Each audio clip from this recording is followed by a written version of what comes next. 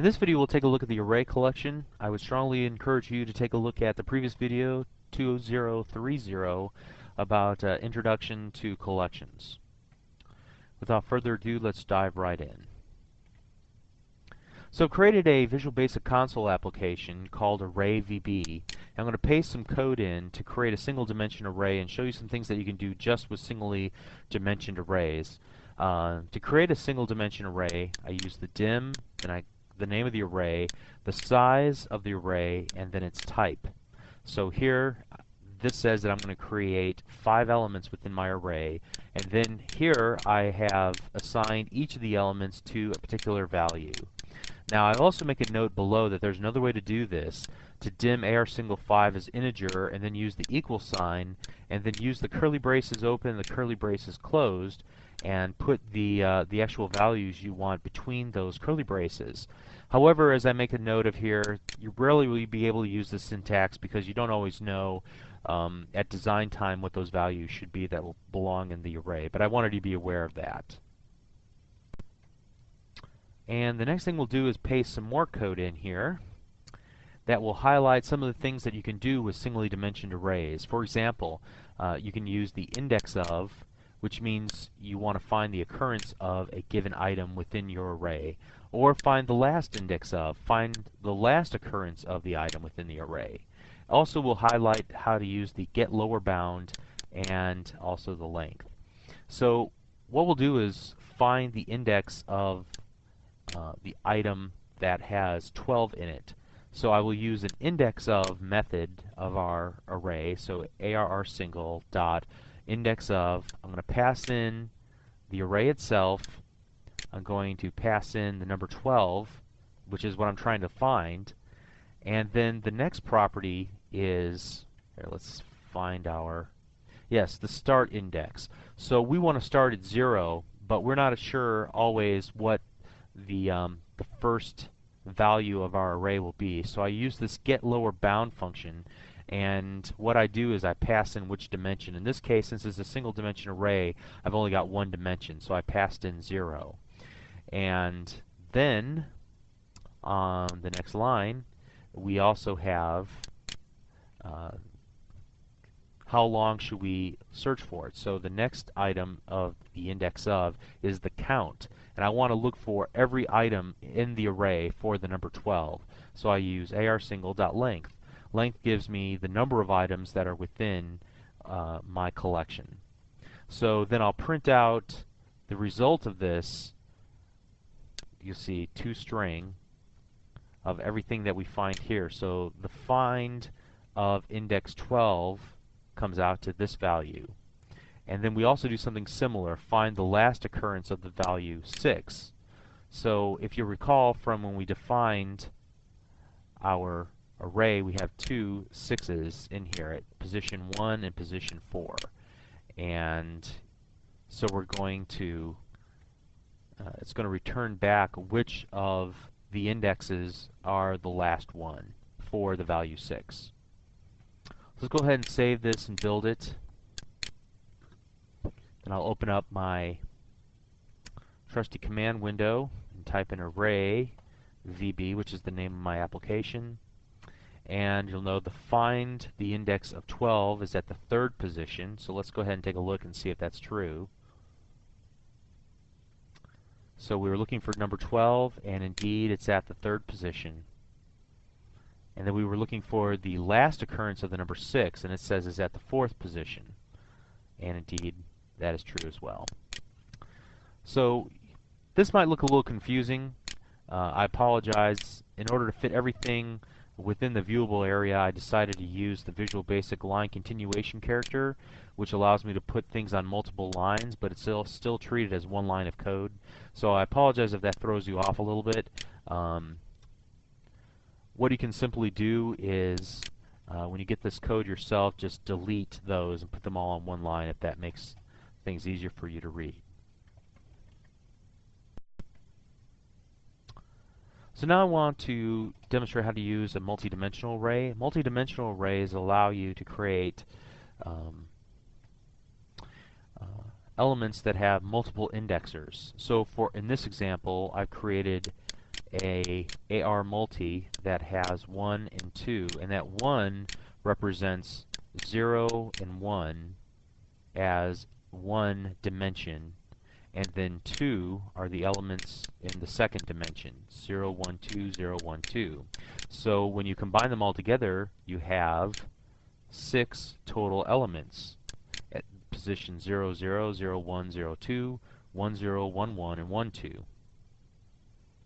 And the number of dimensions that you have within an array can be determined by using the rank. So you don't have to have just 2. We could have added an additional dimension, and we can use the rank property of the array to determine how many dimensions are in that array. Also, we can find the given size of a specific dimension not by using the length property as we did earlier, but by using the getLength, which is another version of it that allows us to pass in which dimension we want to determine the length of, or the number of elements of. We took a look at lower bound last time. This time we're using upper bound. So show me the highest number. What is the last value within the length? And also, like we used before, the lower bound. And then we'll also use the get type that will tell us what data type is our dimension composed, or is our array rather composed of. So let's go ahead and save this and then build it. And then use our command window and run it again. So this time there are some new things.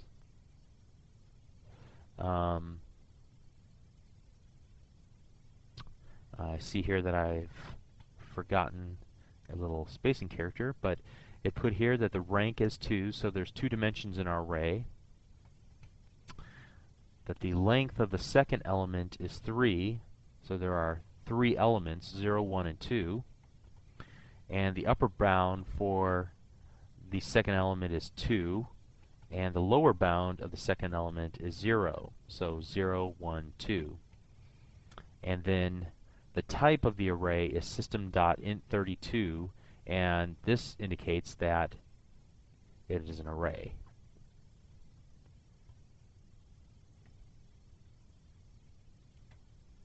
So now let's continue on. We've dealt with just a single dimension array here at the top with integers and a multi-dimensional array with integers. But let's move on. I want to use actual objects, actual classes.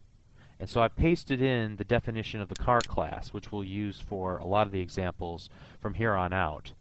And it has 3 public fields, make, model, and year.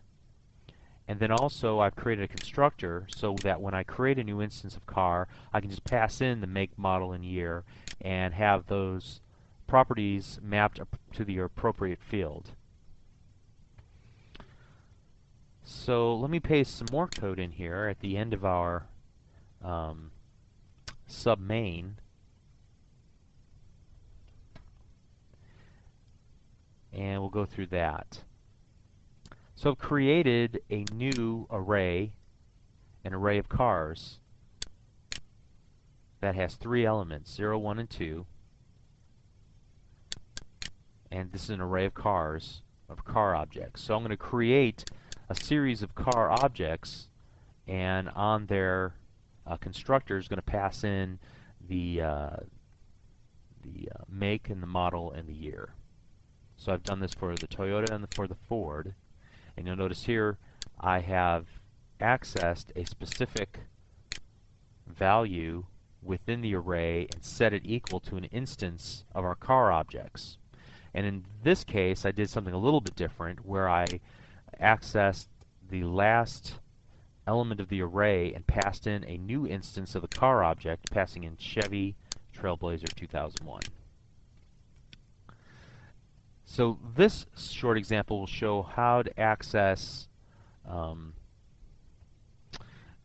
specific car within my array by using the get value, and I pass in the number 2. So I want the second index of my AR cars. I'm going to grab that and put that into an instance called OCar.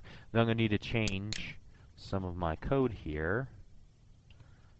So I'm going to put OCar1 dot model and OCar1 dot year. So we'll print that out. So this is one way that I can use an indexer to grab a specific item within my array. Let's go ahead and save this and build it. And I want you to know that there's a lot of different ways to do what I'm doing right here. I chose to use the getValue method, but there's also other ways to do this as well. So we were just attempting to create a new array of cars and then to print out one of those cars. And what we've got here at the very bottom of our printout is the car at index 2 is Chevy Trailblazer 2001. So let's go ahead and extend this. So now I'm going to paste in some more code. And I'm going to show how to loop through, two methods of looping through your arrays. In this first case, what I'm going to do is very similar to what I did here. I'm going to use it in the previous one. I'll use a for each statement, and I've created an object called OCar, so I've already dimmed that, and that will be what each item within our AR cars array collection will be placed into, so that I can access the make, the model, and the year and print those out. I've shown a second example of how to do this as well, using an indexer-based loop. So I've created an integer I, and I said for I equals 0 to the number of cars in my array minus 1, so that I can make it 0-based. And I loop through each one, so AR cars 1, AR cars 2, AR cars 0, not in that order. And then I can access each of the properties of the current AR cars that's being referred to by this indexer property. So let's go ahead and save that and build it. And then try this again. And as we would expect, that our two loops are identical. Just the formatting might be a little bit different, but the order is exactly the same because we've essentially gone through each of the items one by one. This tells us that the order that that they're saved internally is the same order as what we have added them into the array in the first place. And while this is true of collections that implement the iList interface, this is not true of necessarily true of the collections that are based on iDictionary.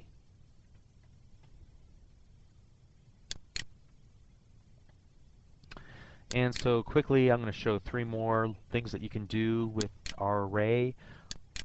We'll demonstrate how to reverse the cars, reverse their order, and then print them out. And then I'm going to show how to clone and make a copy of the cars so that we are dealing with something called AR copy instead of AR cars, just to demonstrate that we can deal with a cloned copy of the original array. Also, what I'll do is use the setValue function to overwrite one of the items within my copy collection, and we'll see what that prints out. And then finally, I'll uncomment this code, and we will we'll run that. So let's run this twice. We'll run it with the reverse and with the cloning and the set value, and then I'll uncomment it out and run the clear and show you what happens when there's no elements in the array and we try to loop through them. So let's go ahead and build solution, and then let's run it again. Alright, this time notice that when we go and reverse, that the Trailblazer, which was last in the previous examples, is now first. The Excursion's in the same spot because we only have 3 items, and the Sequoia, which is last here, was actually first. So it indeed has done a reverse of what's in the collection. Now it's stored that way currently. We would have to reverse it back in order to get it into the original format. The next thing we notice is that we've overwritten the first element, and then we loop through and displayed them again, so that the item that was, oh, I'm sorry, let's take a look at our code real quick. I think I changed something, I didn't change the text. Yeah, we are setting the value of 2, which is the last item within our array.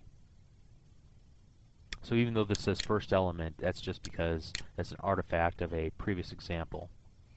What happened here was this used to be Toyota Sequoia, but we overrode it using the set value, passing in the OCar object and overriding the second element.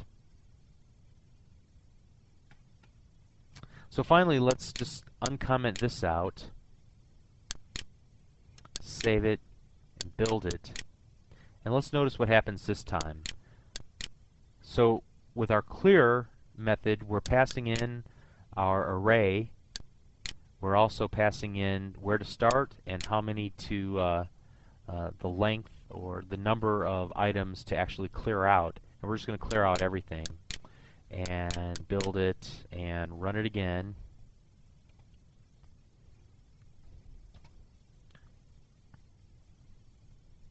And notice that we get our just-in-time debugger. Let's go ahead and select no for this. And we get a null reference exception. And the reason for this is because we've cleared out the objects that are at position 0, 1, and 2. And as a result of doing that, we've essentially tried to access a nulled reference within our collection, and you can't do that. We could have even changed this to 1 and 1. Let's go ahead and save this and build it again. And then let's just try to run it so it'll break. And what happens is, because the second item now, item 1, is no longer exists, it dies on that line. See, we made it to one of the items, but we didn't make it past there. So we've covered a lot of ground in this look at arrays, and a lot of this information is foundational. We're going to see the clear method used on a lot of the different collections in the future. We're going to see reverse used. We're going to see length and things like the for each looping through collections, and the getting value and setting value. And so we're not going to go through all these properties for every single one of the different collection types. So this one's probably going to be a longer video than the remaining videos, since we had some foundational work to do. But I hope that this was very informative, that you learned a lot about arrays and about the properties that collections have in common. Thank you.